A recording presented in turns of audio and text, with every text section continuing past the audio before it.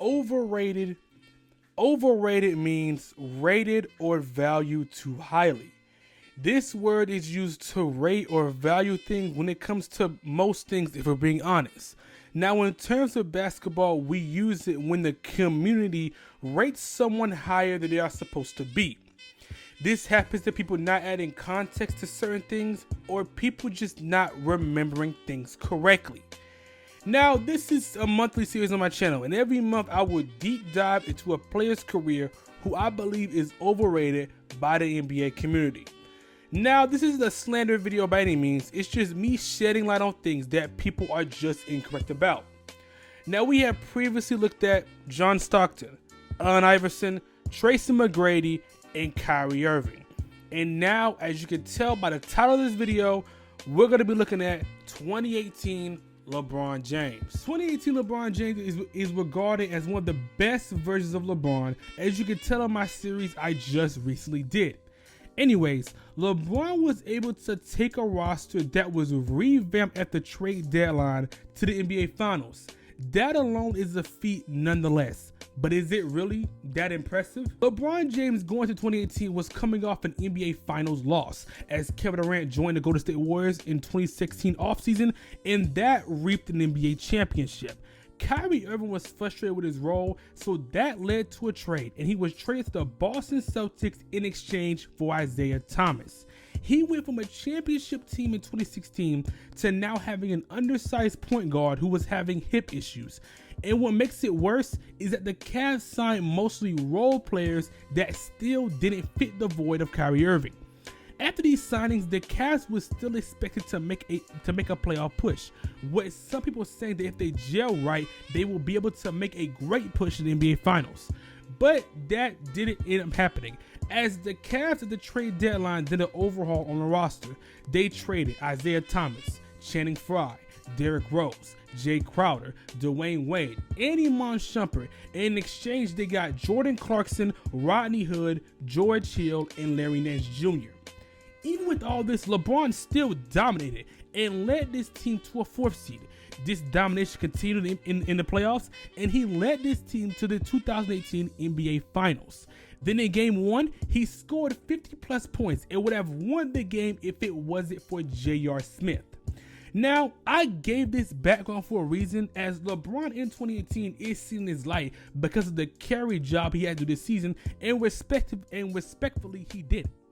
LeBron did lead a lackluster team far, but against what competition? In the first round, they played the Indiana Pacers. The Pacers went 48-38 this season. It was being led by a breakout star named Victor Oladipo.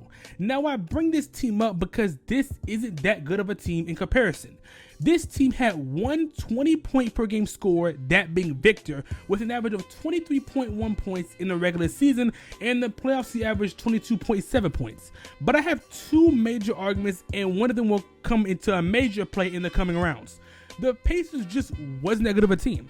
Being led by a young player, Oladipo, who didn't have that much experience up to this point as the star leading guard, even though he had good games like in Game 1 and in Game 7 where he scored 30 plus points, and in Game 2 and Game 6 where he played well as well, but the rest of the game, his field goal percentage wasn't it.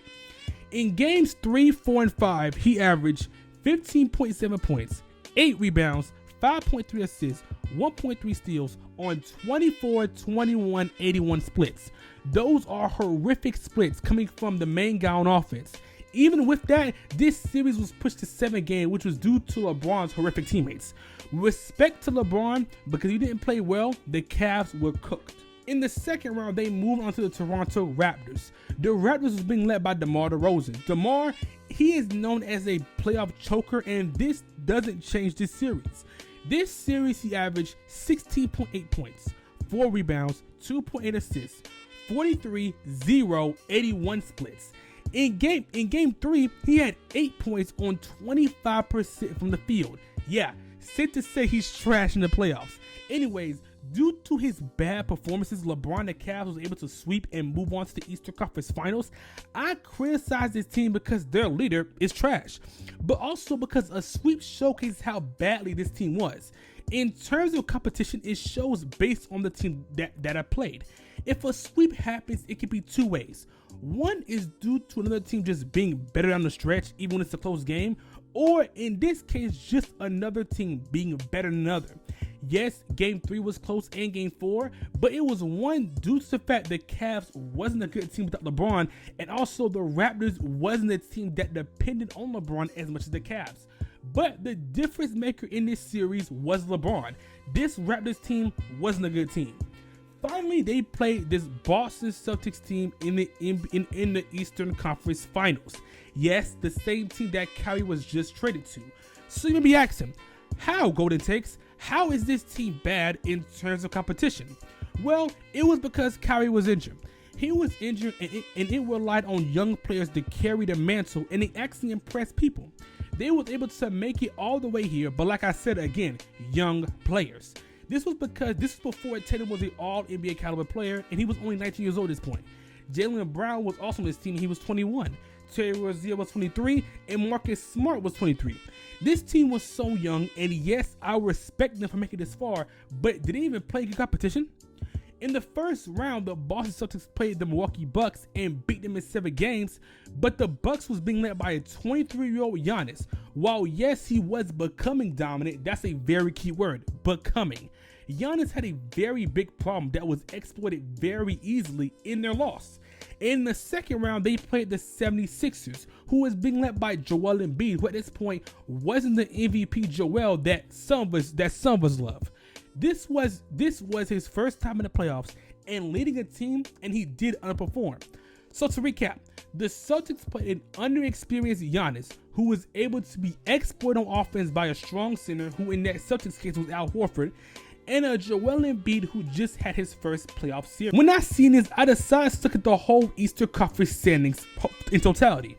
First seed was the Toronto Raptors, who again is excellent in the regular season, but then playoffs is something different.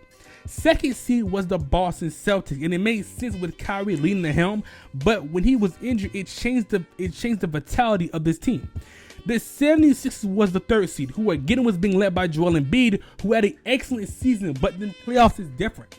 The fourth seed, as we know, was the Cavs. Fifth seed was the Pacers. Sixth seed was the Miami Heat. Seventh was the Bucks, and eighth was the Wizards. Now, I most likely placed the record of each team beside the corresponding team, so as you can see, these records wasn't that good. Now, I give LeBron the flowers. I do. To be able to carry that Cavs team to the NBA Finals was a feat. But to the extent people say it is, no. Miami Heat LeBron James is obviously the best one. That version of LeBron had his defensive peak and obviously his offensive peak as well. But that's for my LeBron series, which again, you should watch. Anyways, in closing, LeBron's East competition was trash compared to what he had before. One of the first overrated videos I made was on Allen Iverson, and I did talk about his inefficient play, but I also talked about the comp he played against. That criticism is why I see AI in a smaller light than other players. The opposite can be said for Tim Duncan, Kobe, LeBron, or others, as they have had the people they played against and they put it in a higher regard than other players. So yes, LeBron dominated and led this team to the NBA Finals, but he played weaker competition in comparison to the other years of his career and the NBA in total. 2018 LeBron James is overrated.